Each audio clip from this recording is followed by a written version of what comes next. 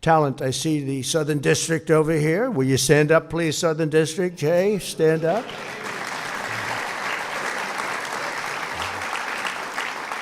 And I don't know if our acting Attorney General is here. He's pretty busy. He's kept very busy. So if he is, or if he isn't, I'll just tell you he's doing a very good job working together, right? He's doing a great job, actually. So no one in America is better prepared to lead the Federal Reserve than Kevin Warsh. Kevin received a degree in public policy from Stanford University and then earned a JD from Harvard Law School. He studied under the renowned economist Milton Friedman and was mentored by the legendary Secretary of the Treasury and Secretary of State George Shultz, all legendary names, really. Kevin has worked at the highest levels of the financial world as an executive in the private sector. He did very well, and he served at the highest reaches of government as a senior economic advisor in the White House. He knows the White House very well. He's walking through the White House. He's pointing things to me that I didn't even know. At the age of 35, he became the youngest ever Federal Reserve governor. For the past 15 years, Kevin has been a fellow at Stanford's Hoover Institution, and his credentials really are second to none when you hear them, and there's plenty more. I know that Kevin has the deepest respect and reverence for the institution he will lead starting today. We're so lucky to have him. The Federal Reserve is a pillar of the world financial system and the most important central bank anywhere in the world. With a history stretching back more than 100 years, it is truly the institution that's most looked to and most respected, and it's now taken on a new and even higher respect, in my opinion. And honestly, I really mean this. This is not said in any other way. I want Kevin to be totally independent. I want him to be independent and just do a great job. Don't look at me. Don't look at anybody. Just do your own thing and do a great job, okay?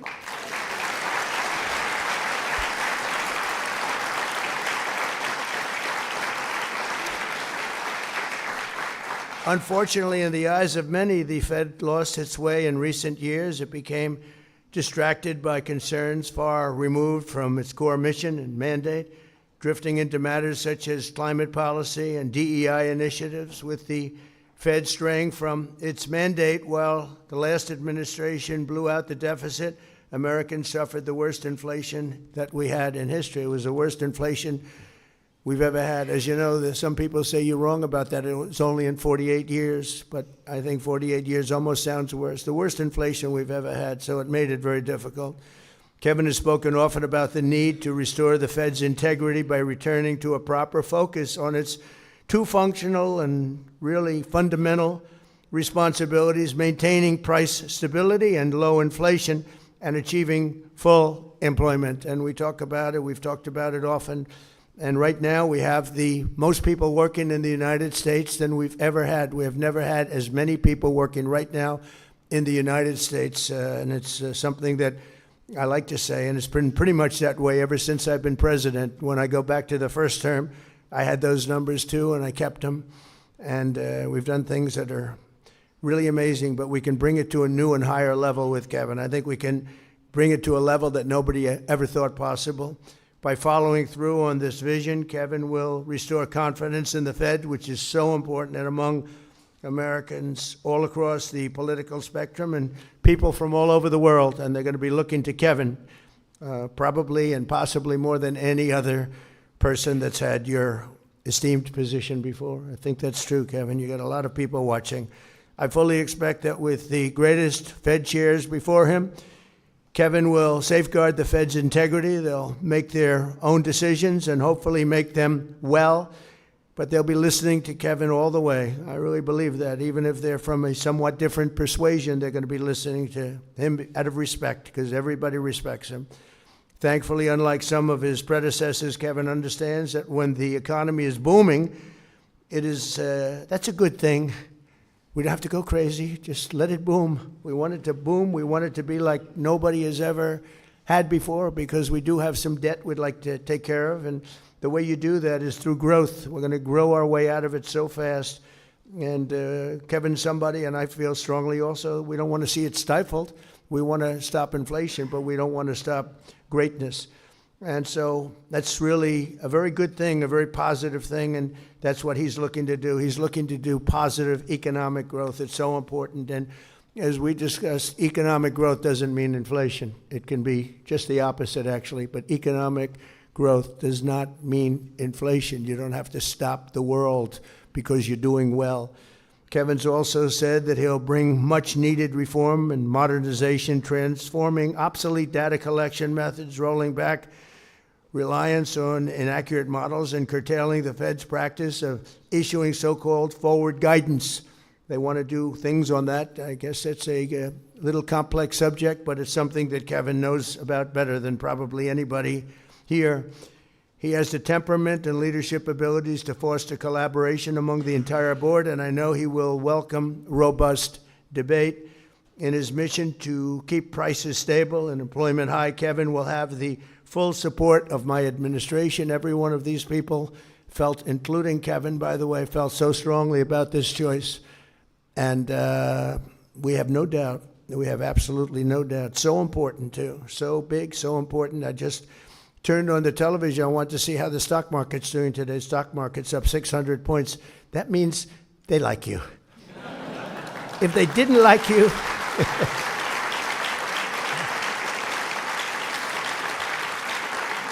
it's actually up to 50,702.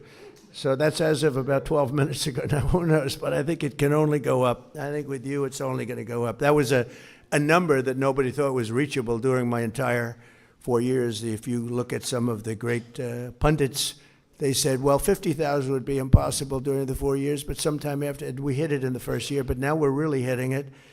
And think of it, it's up to 50,702. And S&P likewise set a new record today. They both set new records today, and boy, that's something good. But you're going to bring it to a much different level. Believe me, it's good, but it can go much better, and that's what I think you're going to do. In my first year, we passed the largest tax cuts in American history, the largest regulation cuts in American history, and the largest spending cuts in American history, all things that are so important to greatness. And last year, we slashed the budget by almost $500 billion. At the same time, our military was at $1.2 trillion, and we'll be doing the one thing we are going to be doing is, and we build everything in America. We build it here. It's jobs, jobs, jobs, but it's also strength, strength, strength. We're going to be submitting a military budget for $1.5 trillion. We have the greatest military in the world. I built it during my first term.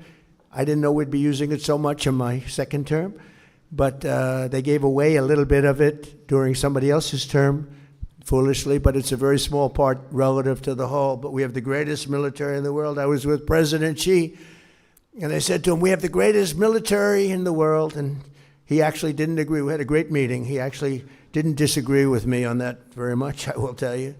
But we really do. What we've done in Venezuela, you see, what we've done to Iran. Iran is dying to make a deal. We'll see what happens, but we hit them hard. And we had no choice because Iran cannot have a nuclear weapon. They cannot have it.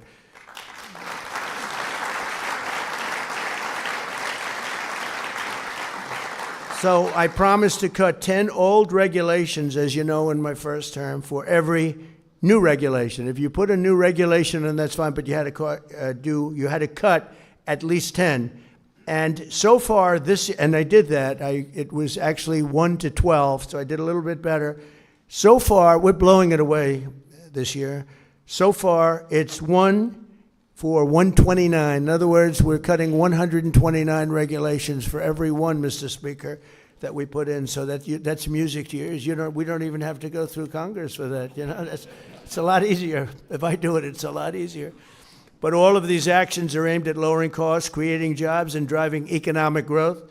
Jobless claims recently hit the lowest level since 1969. Under our leadership, 5 million people have been lifted off of the food stamps. Think of that, just in a short period of time. More Americans are working today, as I said, than ever before. And very importantly, 100% of the net new jobs under this administration have been created in the private sector, which is a number that nobody's ever achieved.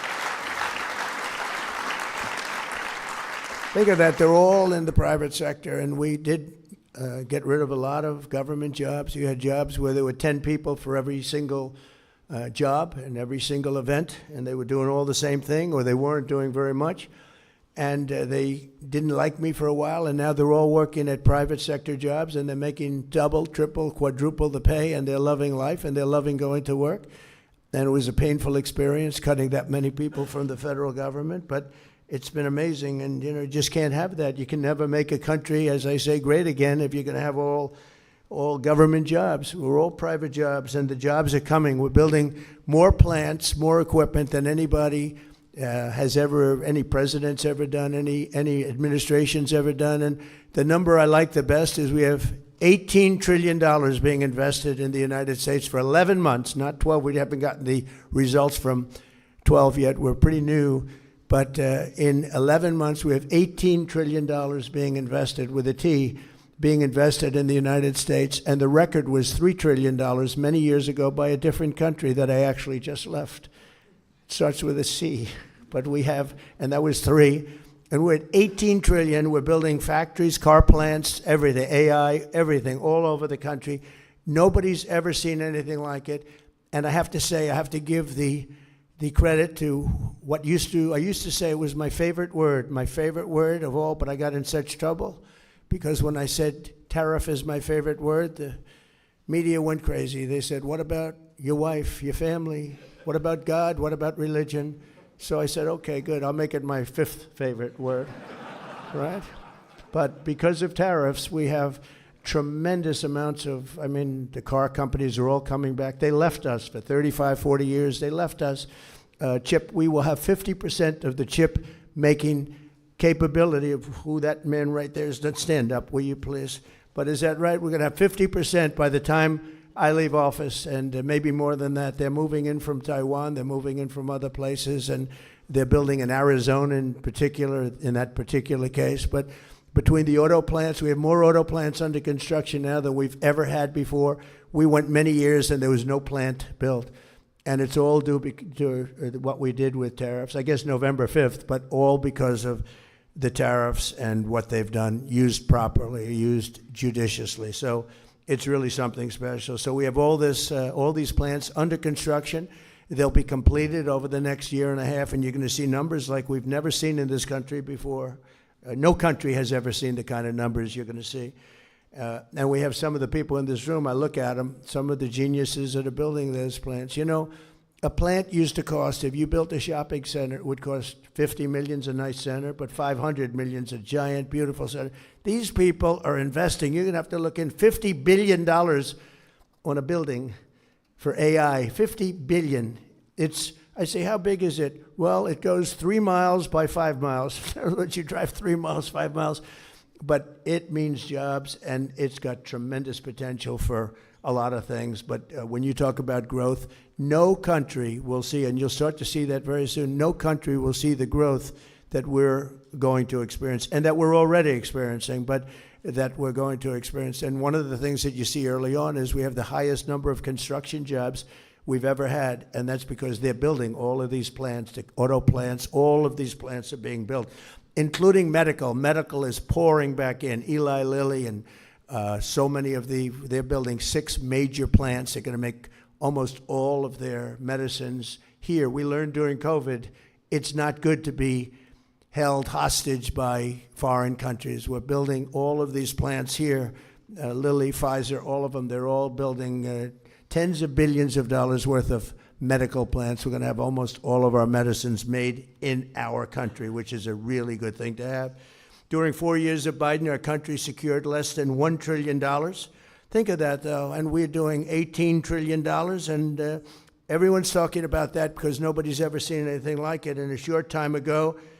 And I say this often, the King of Saudi Arabia said to me 2 years ago, he said, I was over there, and by the way, they invested $2 trillion, but I was over talking to him, getting him to invest a lot of money in our country, and he said, President, 2 years ago you were a dead country, and today you're the hottest country anywhere in the world. We're the hottest country anywhere in the world, and we're going to need guidance, and you're going to give us that guidance. But all of the things that we've done, numbers that have tripled and quadrupled, and we need a really steady hand at probably maybe in many ways, the most. I don't know, I have two great justices of the Supreme Court here, so I have to say, I don't know which is more important, being a justice of the Supreme Court or your job. I'm not sure about that. I'm not sure. I think I'd rather be a justice between you and I. It might be easier. You're going to find out. You'll be saying that. Well, that's a very easy job. With the support and strong and wise chairmanship at the Federal Reserve, so important, America's future will truly be unlimited with Kevin at the helm. And he's off to an incredible start with his family, with his education, with his background, with all of the things he's done. He's respected by everybody. So important is to have that level of respect where you can walk into a room and people will listen to you, as opposed to walking into a room and not having that kind of persona. He has a persona like nobody else. So I just want to say congratulations, Chairman Warsh. You are really a special person in getting this job.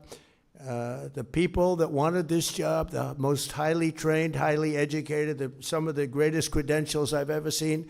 And as far as I'm concerned, nobody was even close. And I just want to congratulate you. And I'd like to ask, if I might, Jane to step forward, and our very highly respected Justice Clarence Thomas to come up and swear in, give him a good oath if you would care, because Clarence, we need a really good oath delivered here. Okay, thank you very much. Thank you. Please. I do solemnly swear I, Kevin Warsh, do solemnly swear that I will support and defend the Constitution of the United States that I will support and defend the Constitution of the United States against all enemies, foreign and domestic, against all enemies, foreign and domestic, that I will bear true faith and allegiance to the same, that I will bear true faith and allegiance to the same, that I take this obligation freely that I take this obligation freely without any mental reservation or purpose of evasion, without any mental reservation or purpose of evasion, and that I will well and faithfully discharge and that I will well and faithfully discharge the duties of the office on which I'm about to enter. the duties on the office upon which I'm about to enter. So help me God. So help me God.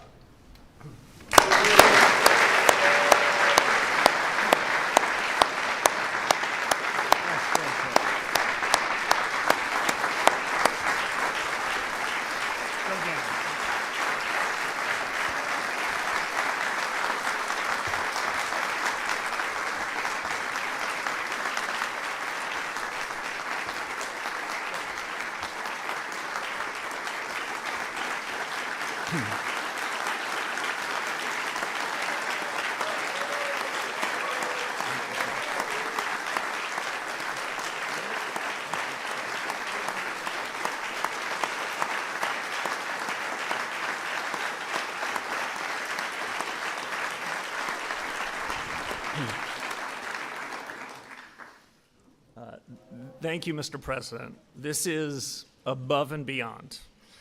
It is such an honor for Jane and me to have this ceremony here in the East Room with you, sir. I couldn't ask for a more beautiful setting or a more gracious welcome, and I am grateful.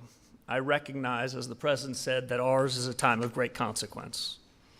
It's also a great honor for me to have the oath of office administered by one of the great and longest-serving public servants, a brilliant and independent thinker, a man dedicated to our Constitution, and no less important, a joyful and collegial presence on our highest court, my esteemed friend, Justice Clarence Thomas.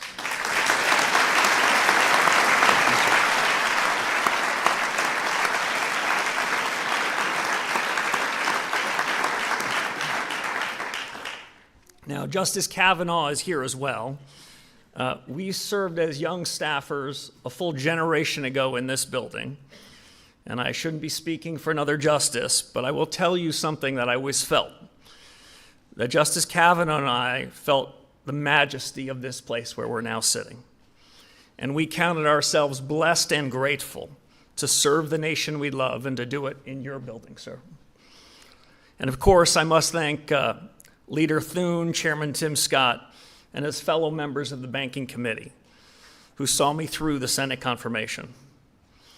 My whole family and I are joined by many others here today who I'm honored to call friends and colleagues, mentors, confidants. Their presence means a lot to me, and I think it means a lot to the President too. It's the honor of a lifetime to be called back into public service. And with this oath, I've accepted a high and solemn responsibility. At the swearing in of Alan Greenspan at this very place in 1987, President Ronald Reagan called the chairmanship of the Federal Reserve a, quote, great role in American life. I've known 5 of my predecessors in this job, some of them quite well, but Chairman Greenspan was the first to tell me and show me what this role demands. He recently marked his 100th birthday, and although he can't be here, I'm thinking about him today too. Like Alan, I intend to fill the role of chairman with energy and purpose, just the way Chairman Greenspan did, faithful to the mission and the very best traditions of the Fed. As you demonstrate, Mr. President, every day, energy and purpose are how big obstacles are overcome. Your greatest ambitions are for America, for what free people can achieve when they have the chance. And while I'm not naive about the challenges we face, I believe, Mr. President, these years can bring unmatched prosperity that will raise living standards for Americans from all walks of life. And the Fed has something to do with it. Our mandate at the Fed is to promote price stability and maximum employment. When we pursue those aims with wisdom and clarity, independence and resolve, inflation can be lower, growth stronger, real take-home pay higher, and America can be more prosperous. And no less important, America's place in the world more secure. To fulfill this mission, I will lead a reform-oriented Federal Reserve, learning from past successes and mistakes both, escaping static frameworks and models, and upholding clear standards of integrity and performance. Today marks a return to an institution that I do in fact cherish. It was nearly a generation ago, at another time of great consequence, that I worked with some outstanding public servants at the Fed, both here in Washington and at the reserve banks. My goal now is to create an environment in which the best people can do their life's best work, and to face every challenge in the spirit of common purpose and devotion to the national interest, in a word, to excellence. These duties are now mine, Mr. President, because of the trust you have placed in me. I accept them with gratitude and will strive every day to serve our fellow citizens well. And in final, I'll just say I'm going to look around and try to hold on to this special moment. But after we leave this stage, the real work begins. So let's begin that work. It's an honor. Thank you again, Mr. President.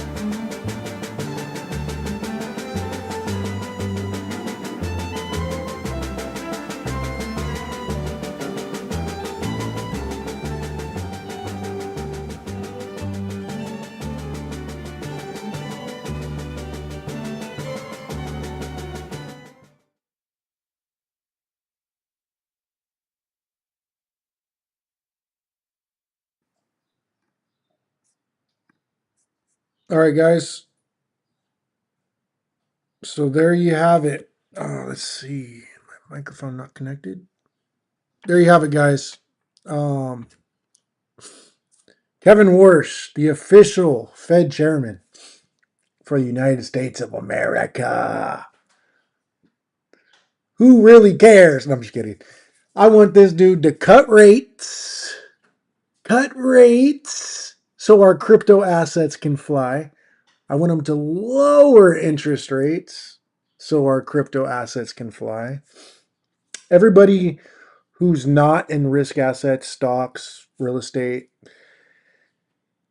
um, honestly, it's kind of sad for those people because them putting their money in the bank,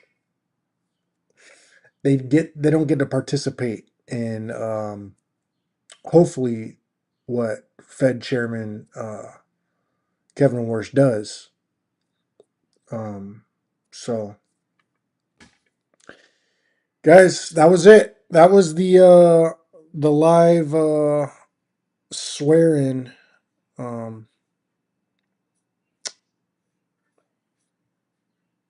Yeah. Thanks for tuning in.